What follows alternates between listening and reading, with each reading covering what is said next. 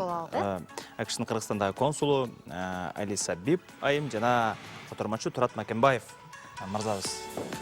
Саламатсыздарбы? Хош келиңиздер. Хош келиңиз биздин студиябызга. Саламатсыз. Саламатсызбы? Саламатсызбы? Бетиңизде. Америка Кошмо Штаттары буга чейин Кыргызстандын жарандары үчүн иммиграциялык визаларга чектөөлөрдү киргизген. Мына ушул жаатта биз маек куруу үчүн атайын меймандарды чакырып койгонбуз. Кош келиңиздер биздин студиябызга. Алгач эле ушул Кыргызстандын жарандары үчүн киргизилген чектөөлөрдүн себептери боюнча маалымат берип кетсеңиз. Please as Ambassador Liu has stated in many media releases, the main reason for visa restrictions on citizens of the Kyrgyz Republic is the lack of a secure electronic biometric passport. Буга чейин биздин элчибиз Дональд Лу мырза берген интервьюларында айтып кеткендей, бул чектөөлөрдүн негизги себеби бул Кыргызстанда коопсуз электрондук биометрикалык паспорттун жоктугу.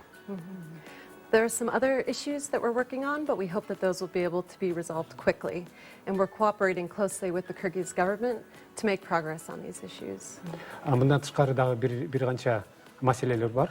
Бирок ал маселелер тез анан оңой эле чечиле турган маселелер деп ойлойбуз. Ошол маселелерди чечиш үчүн биз Кыргыз өкмөтү менен тыгыз байланышта иштешип турабыз. Мындай чектөөлөр кимге тиешелүү? Кандай эрежелер менен да? Whom these restrictions apply for? So the visa restrictions that were put by the presidential proclamation apply to people going to the United States for immigration purposes. So for family reunification, for employment immigration, and for those who won the so-called lottery, green card lottery visas. Бул чектөөлөр президентибиздин буйругу менен киргизилген. Бул буйрук прокламация деп аталат. Ошол прокламация Америкага иммиграциялык максаттар менен кеткендерге тиешелүү. Анын ичине же үй бүлөлөрү менен биригүү, же Америкадан иш таап эмгек иммиграцияга, же болбосо виза лотереяны утуп алган адамдарга колдонулат. But they don't apply to anybody traveling to the US for other purposes, for short-term trips like tourism, business, to study or to participate in exchanges. The process for getting short-term visas has not changed. Бирок Америкага башка максаттар менен, мисалы мына кыска мөөнөткө туризм болобу, же бизнес болобу, же окууга, же тажрыйба алмашуу программалары менен барып келгендерге бул чектөөлөр тиешеси жок. Анан ошо визаларга тапшырган эрежеси, тартиби өзгөргөн жок. Рахмат. Демек, ушул таптан баштап иммиграциялык визалар толук берилбейби, же айрым адамдар аны ала алышабы? So for immigration visas, there are a number of exceptions and waivers that may be available to applicants. Ооба, иммигранттык визага тапшырганга бир канча өзгөчө кырдаалдар жана ушул чектөөлөрдөн бошотуу тартиптер каралган. So the consuls will need to make a decision on a waiver, and that will be based on 3 criteria that an applicant would need to meet. Ошондуктан консул ошо виза берердин чечимин кабыл алганда ошо талапкерлерди 3 критерий боюнча карап чыгат. First, they would need to show that there's a US national interest in giving them a visa, which usually means that they would have a close US family member. Биринчиси бул талапкерге виза берүү Американын өзүнүн кызыкчылыгына дал келет. Ошону такташ керек. Же болбосо ошо талапкердин Америкада кандайдыр бир жакын туугандары бар экен. Second, we would need to confirm that they don't pose a national security threat to the United States. Экинчиси, биз ошо виза ала турган адам Американын мындай улуттук же коомдук коопсуздугуна эч кандай мындай коркунуч тудурбай турган адам экенин далилдешибиз керек. And third, we would need to show that denial of the visa would cause extreme hardship to the applicant. Үчүнчүсү, эгерде бул адамга виза берилбей турганда, анда ошол адам кандайдыр бир ашыкча кыйынчылыктарга душар болоорун такташыбыз керек. And so anyone who has an appointment scheduled for an interview after February 21st is still welcome to come in for an interview. And at that time, they would present their information to the consul, who would make a decision on these criteria. Ошон үчүн ошо визаны талап кылган адамдар ошолордун ушу консул менен маеки интервью деп коебуз. Февралдын 21-инен кийин туш келип калса, анда баары бир келе берсе болот. Анан ошо болгон далилдерди, ошол туура келген далилдерди консулга көрсөтүп, далилдеп бериш керек. Жакшы. Мына грин картты толтуруп 2020-жылы мындай ниет кылып утуп алсам дегендердин тагдыры кандай болот анда?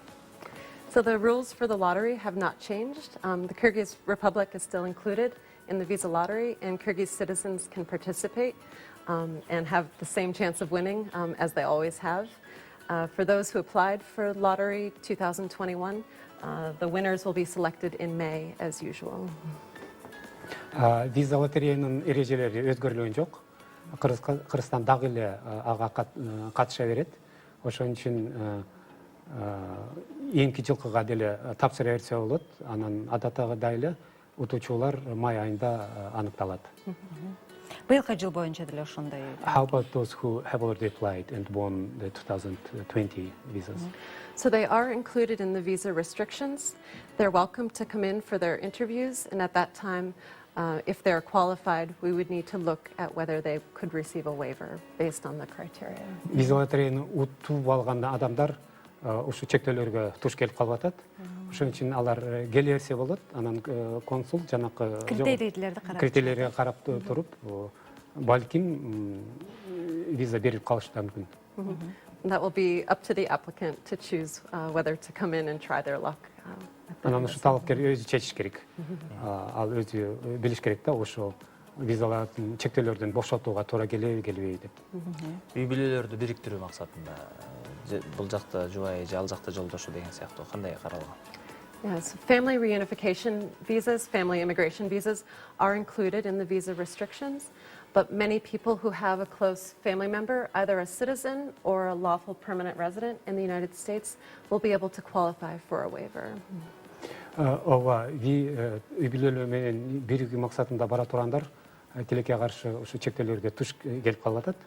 Бирок эгерде ким бирөөнүн Американын жараны же Америкада мыйзамдуу түрдө жашап иштеп жүргөн адам жакын туугандар болсо, алар ошол чектөөлөрдөн бошотууга туш келип калышы мүмкүн.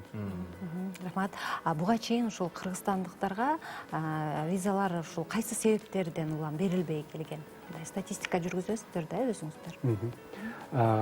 The visa refusal rate was pretty high in Kyrgyzstan anyway, even before the visa ban. Do you have any statistics and why? Okay. Today, I mostly want to focus on the visa restrictions so that people understand how this will affect them. But again, anybody traveling for short-term visas to the United States for tourism or to visit family or for another reason, the process has not changed. And in fact, we encourage people, if you're thinking of traveling this summer, to make an appointment now.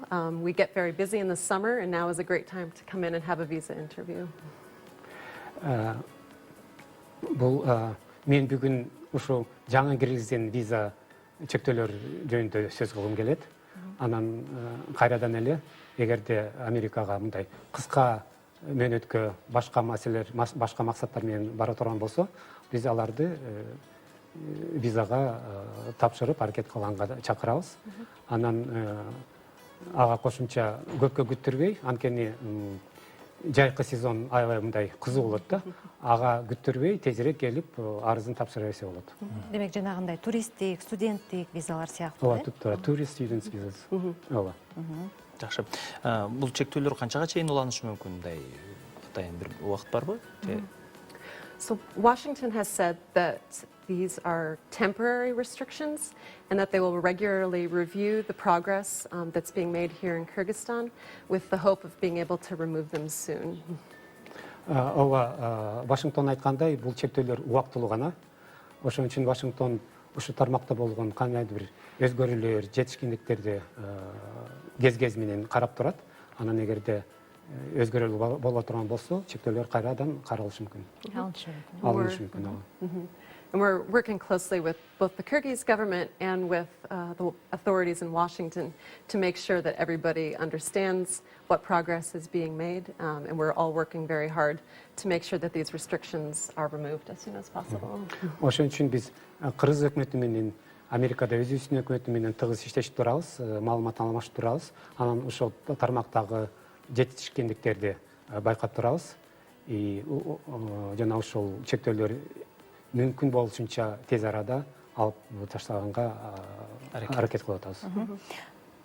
Бул чектөөлөр ошол Америкада виза алып, жашап, иштеп жаткан жарандарга таасирин тийгизбейби деген да суроо туулат.